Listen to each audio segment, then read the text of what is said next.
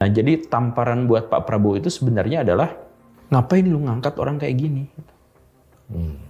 Jabatan wakil menteri itu strategis, sangat-sangat strategis. Kenapa diberikan kepada orang yang memenangkannya dalam pemilu, bukan orang yang berkompeten di bidang itu? Bukankah ada jauh lebih banyak orang di luar sana?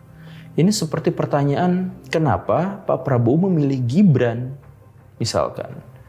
Iya, kalau misalkan pilihannya adalah gara-gara anak muda, ada banyak anak muda di Indonesia itu yang berprestasi, yang kompeten di bidang itu. Kenapa harus putra mahkota dari presiden sebelumnya? Gitu.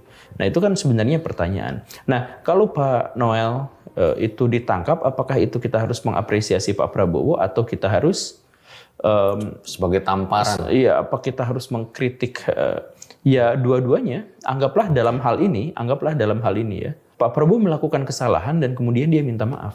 Kita harus tuding kesalahannya, tapi kita harus hargai permintaan maafnya. Niat untuk bersih-bersihnya. Iya, jadi dia yang ngangkat, kemudian ketika ada kasus, dia mohon-mohon, Pak minta amnesti sedikit aja.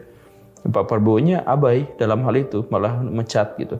Ya, dalam hal itu ya kita harus apresiasi.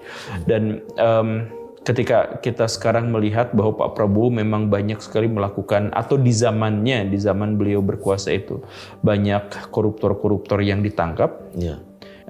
Ya, terlepas dari berbagai kepentingan di belakangnya ya, dan konspirasi, ya saya pikir itu juga harus dihargai. Kita objektif saja, kita tetap akan mengkritik orang, tetapi kita juga apresiasi ketika mereka atau dia melakukan hal-hal yang baik.